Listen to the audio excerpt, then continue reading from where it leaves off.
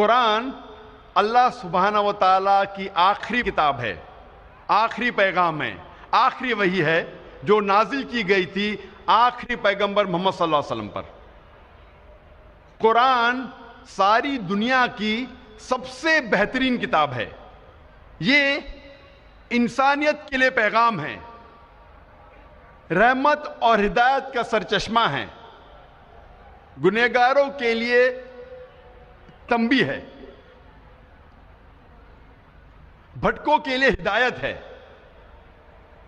شک اور شبہ والوں کے لیے یقین ہے، مشکلات میں مبتلا لوگوں کے لیے رہنما ہے، نا امیدوں کے لیے امید ہے۔ یہ قرآن مجید کی ساری جو نعمتیں ہیں کیا ایک انسان کے لیے حاصل کرنا ممکن ہے جب تک وہ قرآن مجید کو نہ پڑھے، نہ سمجھے، اس کے معنی پہ تدبر نہ کرے، جب تک اسے اپنی زندگی میں عمل نہ کرے۔ یہ ساری قرآن مجید کی نعمتیں انسان کے لیے حاصل کرنا ممکن ہے صرف قرآن مجید کو پڑھنے کے بعد، اس کے معنی کو جاننے کے بعد، اس کے معنی پہ تدبر کرنے کے بعد اور اس کو اپنی زندگی میں عمل کرنے کے بعد۔ الحمدللہ ساری دنیا میں سب سے زیادہ پڑھی جانے والی کتاب ہے قرآن مجید، لیکن افسوس کی بات ہے کہ قرآن مجید سب سے زیادہ نہ سمجھ کے پڑھنے والی کتاب بھی ہے۔ سب سے زیادہ پڑھی جانے والی کتاب تو ہے، لیکن وہ ایک واحد کتاب ہے جو سب سے زیادہ پڑھی جاتی ہے بنا سمجھ کے۔ اور کیونکہ ہم مسلمانوں نے اکثر قرآن مجید کو سمجھ کے پڑھنا چھوڑ دیا، اسی لیے جو قرآن مجید اور مسلمانوں میں جو لگاؤ ہے وہ کم ہوتا جا رہا ہے۔ افسوس کی بات ہے کہ اگر کوئی قرآن مجید پڑھتا ہے اور اس کا دل نہیں بدلتا، اس کی زندگی میں کوئی تبدیلی نہیں آتی، یہ افسوس کی بات ہے۔ اللہ تعالیٰ فرماتے ہیں قرآن مجید میں سورہ ال عمران میں سورہ نمبر 3 آیت نمبر 110 میں کنتم خیر امۃ اخرجت للناس، اے مسلمانوں آپ سارے جہاں میں سب سے بہترین امہ ہیں۔ اللہ سبحانہ و تعالی ہم مسلمانوں کی تعریف کر رہا ہے، ہمیں ایک اونچا عہدہ دے رہا ہے۔ جب بھی تعریف کی جاتی ہے، جب بھی کوئی اونچا عہدہ دیا جاتا ہے، اس کے ساتھ ذمہ داری لازم ہے۔ جب اللہ سبحانہ و تعالیٰ فرماتے ہیں کہ ہم سارے جہاں میں سب سے بہترین امہ ہیں، اس کے ساتھ ذمہ داری بھی ہے۔ اللہ تعالیٰ اسی آیت میں فرماتے ہیں تأمرون بالمعروف وتنہون عن المنکر وتؤمنون باللہ، کیونکہ ہم لوگوں کو اچھائی کی طرف بلاتے ہیں اور برائی سے روکتے ہیں اور اللہ سبحانہ و تعالیٰ پہ یقین رکھتے ہیں۔ اللہ سبحانہ و تعالیٰ فرماتے ہیں کہ ہم سارے جہاں میں سب سے بہترین امہ ہیں کیونکہ ہم لوگوں کو اچھائی کی طرف بلاتے ہیں اور برائی سے روکتے ہیں۔ جب تک ہم قرآن مجید کو سمجھ کے نہیں پڑھیں گے، ہمیں کیسے پتہ لگے گا کہ کیا اچھا ہے کیا برا ہے؟ اگر ہم قرآن مجید نہیں سمجھ کے پڑھیں گے اور لوگوں کو اچھائی کی طرف نہیں بلائیں گے اور لوگوں کو برائی سے نہیں روکیں گے، ہم مسلمان کہنے کے لائق نہیں ہیں، ہم خیرہ امہ کہنے کے لائق نہیں ہیں۔ قرآن آتا ہے لفظ قرأ سے، جس کے معنی ہیں، قرآن کے معنی ہے کتاب، پڑھو۔ قرآن کو کہا گیا فرقان، جو حق اور باطل کے درمیان فیصلہ کرتا ہے۔ فرقان، کرائٹیریا ٹو جج رائٹ فرام رانگ، وہ کتاب جو حق اور باطل کے درمیان فیصلہ کرتی ہے۔ جب تک ہم قرآن مجید کو سمجھ کے نہیں پڑھیں گے، ہمیں کیسے پتہ لگے گا کیا حق ہے اور کیا باطل ہے؟ اسی لیے قرآن مجید کو سمجھ کے پڑھنا بہت ضروری ہے۔ آج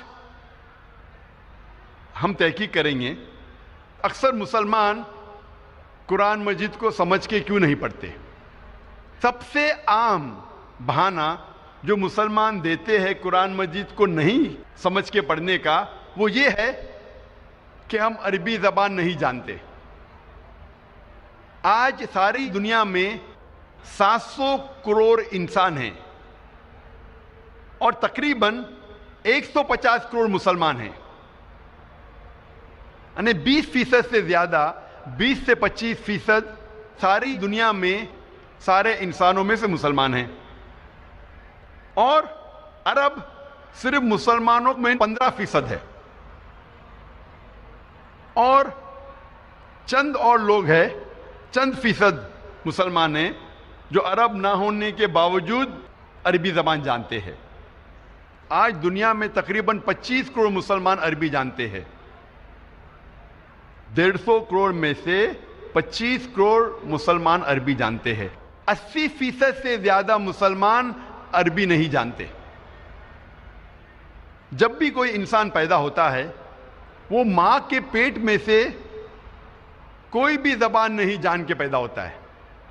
وہ پیدا ہونے کے بعد سب سے پہلی زبان جو سیکھتا ہے وہ اپنی مادری زبان ہے، تاکہ وہ اپنے فیملی کے لوگ سے گفتگو کر سکے، ان کو سمجھ سکے. اس کے بعد وہ معاشرے کی زبان سیکھتا ہے تاکہ وہ ان کے ساتھ کمیونیکیٹ کر سکے. اور جب وہ اسکول یا کالج میں جاتا ہے تو جس زبان میں تعلیم حاصل کرتا ہے وہ زبان سیکھتا ہے. اکثر دنیا میں لوگ کم از کم 2 یا 3 زبان تو جانتے ہیں، کم از کم 2 یا 3 زبان جانتے ہیں. کچھ لوگ 4 یا 5 زبان جانتے ہیں، کچھ لوگ 6 یا 7، کچھ لوگ کو کہتے ہیں لنگوسٹ، بہت سارے زبان جانتے ہیں. لیکن اکثر کم از کم انسان 2 یا 3 زبان تو جانتا ہے. کیا یہ ضروری نہیں ہے کہ ہم وہ زبان بھی جانیں جس میں ہمارا آخری پیغام، ہمارے رب، ہمارے خالق نے آخری پیغام بھیجا؟ کیا وہ زبان ہمیں نہیں جاننا چاہیے؟ مجھے اس وقت یاد آ رہا ہے ڈاکٹر موریس بکیل کے بارے میں، اور میں اس کی مثال دینا چاہتا ہوں کہ ڈاکٹر موریس بکیل ایک مشہور سائنسدان اور ڈاکٹر تھے، اور انہیں ملا تھا French academy award in the field of medicine. اور ڈاکٹر موریس بکیل جو عیسائی تھے، انہیں چنا گیا تھا ریسرچ کے لیے ممی آف منپٹا کا. ممی آف منپٹا وہ فرعون جو موسیٰ علیہ السلام کے وقت تھا، اس کے جسم، اسے کہتے ہیں ممی، اس کے اوپر ریسرچ کرنے کے لیے ڈاکٹر موریس بکیل کو چنا گیا تھا. اور کیونکہ ڈاکٹر موریس بکیل عیسائی تھے اور بائبل پڑھ چکے تھے، وہ جانتے تھے کہ موسیٰ علیہ السلام کا پیچھا کرتے کرتے فرعون دریا میں ڈوب گیا تھا. لیکن جب وہ سعودی عربیہ پہنچتے ہیں، وہاں ایک مسلمان انہیں کہتا ہے کہ قرآن مجید میں لکھا ہے سورہ یونس میں، سورہ نمبر 10 آیت نمبر 92 میں، کہ اللہ سبحانہ وتعالیٰ فرماتے ہیں کہ ہم فرعون کے جسم کو محفوظ رکھیں گے تاکہ وہ آنے والے لوگوں کے لیے نشانی بنے. جب موریس بکیل کو یہ پتا چلا کہ قرآن مجید 1400 سال پرانی کتاب ہے، اس میں یہ لکھا ہے کہ ہم فرعون کے جسم کو محفوظ رکھیں گے تاکہ آنے والے لوگوں کے لیے نشانی بنے، وہ چونک گئے. اور وہ قرآن مجید کا ترجمہ پڑھے، اور قرآن مجید کا ترجمہ پڑھنے کے بعد اتنا متاثر ہوئے کہ قرآن مجید کو اچھے سے جاننے کے لیے انہوں نے 50 سال کی عمر میں عربی سیکھی. آپ سوچ سکتے ہیں ایک غیر مسلم، ایک عیسائی 50 سال کی عمر میں عربی زبان سیکھ رہا ہے قرآن مجید کو سمجھنے کے لیے. اور قرآن مجید کی تحقیق کرنے کے بعد انہوں نے ایک کتاب لکھی، بائبل، قرآن اور سائنس. تحقیق کے بعد ڈاکٹر موریس بکیل نے اپنی کتاب میں یہ لکھا کہ قرآن مجید میں کئی آیتیں ہیں جو سائنس اب ایڈوانس ہونے کے بعد جاننے لگی، جو قرآن مجید میں 1400 سال پہلے لکھا ہے. اور ڈاکٹر موریس بکیل کہتے ہیں کہ قرآن مجید میں ایک بھی آیت نہیں ہے جو سائنس سے ٹکراتی ہے، لیکن بائبل میں کئی ورسز ہے جو سائنس سے ٹکراتے ہیں۔ یہ مثال دینے کی یہ وجہ ہے میری، یہ کہنے کے لیے کہ ایک غیر مسلمان عیسائی 50 سال کی عمر میں عربی زبان سیکھتا ہے قرآن مجید کو بہتر سمجھنے کے لیے۔ الحمدللہ کچھ سال بعد اللہ سبحانہ ڈاکٹر مورس بکیل کو ہدایت دیتے ہیں، اور الحمدللہ مرنے کے پہلے ڈاکٹر مورس بکیل نے اسلام قبول کیا تھا۔ تو عمر کبھی بھی وجہ نہیں ہے ایک انسان کو اچھے کام سے روکنے کے لیے، لیکن ہر مسلمان کو ڈاکٹر مورس بکیل جیسا جذبہ نہیں ہوگا، لیکن پھر بھی ان کے پاس بہانہ نہیں ہے۔ اگر کوئی عربی زبان نہیں سیکھ سکتا ہے تو کم از کم وہ قرآن مجید کا ترجمہ پڑھے، اور آج الحمدللہ دنیا کی اہم زبانوں میں قرآن مجید کا ترجمہ ہو چکا ہے۔ مولانا عبد المجید دریابادی فرماتے ہیں کہ ساری دنیا میں سب سے مشکل کتاب جس کا ترجمہ کیا جا سکتا ہے وہ قرآن مجید، کیونکہ قرآن مجید کی زبان آسمانی زبان ہے، اللہ سبحانہ و تعالیٰ کی زبان ہے، اور یہ معجزہ زبان ہے۔ اسی لیے قرآن مجید کا 100% ترجمہ کرنا ممکن ہی نہیں، لیکن الحمدللہ کئی علماء دین نے کئی سال ریسرچ کرنے کے بعد الحمدللہ دنیا کے اہم زبانوں میں قرآن مجید کا ترجمہ کر چکے ہیں، اور ہم اگر قرآن مجید کا ترجمہ پڑھیں گے تو بے شک ہمیں اللہ سبحانہ و تعالیٰ کا جو پیغام ہے اس کے بارے میں پتہ لگے گا۔ اور آپ کو قرآن مجید کا ترجمہ اس زبان میں پڑھنا چاہیے جو زبان میں آپ کو مہارت ہے۔ اگر آپ کو اردو میں مہارت ہے تو قرآن مجید کا ترجمہ اردو میں پڑھیے، اگر آپ کو ہندی میں مہارت ہے تو ہندی میں پڑھیے، اگر انگریزی میں مہارت ہے تو انگریزی میں پڑھیے، اگر فرینچ میں مہارت ہے تو فرینچ میں پڑھیے، لیکن قرآن مجید کا ترجمہ پڑھنا لازم ہے اگر آپ عربی زبان نہیں جانتے، تاکہ آپ اللہ سبحانہ و تعالیٰ کا آخری پیغام کو سمجھ سکے۔ لیکن اکثر ہم مسلمان کافی بہانے کرتے ہیں۔ کئی مسلمان کہتے ہیں کہ میں اتنا مشغول ہوں میرے تجارت میں کہ مجھے قرآن مجید پڑھنے کا وقت نہیں، میں میرے کام میں اتنا مشغول ہوں کہ مجھے قرآن مجید پڑھنے کا ٹائم نہیں۔ لوگ اکثر جو اسکول اور یونیورسٹی جاتے ہیں، کالجز جاتے ہیں، اپنی زندگی میں کئی سالوں تک سینکڑوں کتابیں پڑھتے ہیں اور کئی کتابیں حفظ کر لیتے ہیں۔ تو کیا ضروری نہیں ہم کم از کم ہمارے خالق، ہمارے رب کے آخری پیغام کو سمجھ کے پڑھے؟ اور آپ جو دنیاوی تعلیم حاصل کرتے ہیں، یہ تعلیم آپ کو اس دنیا میں فائدہ پہنچا سکتی ہے یا نہیں سکتی؟ کئی گریجویٹ ہے، پوسٹ گریجویٹ ہے، جو فارغ ہونے کے بعد بھی ان کے پاس کوئی نوکری نہیں ہے، اور کئی لوگ کو میں ہی جانتا ہوں جس فن میں گریجویشن حاصل کرتے ہیں وہ فن کو چھوڑ کے دوسرا کچھ تجارت کرتے ہیں یا دوسرا کچھ کام دھندا کرتے ہیں۔ تو ضروری نہیں جو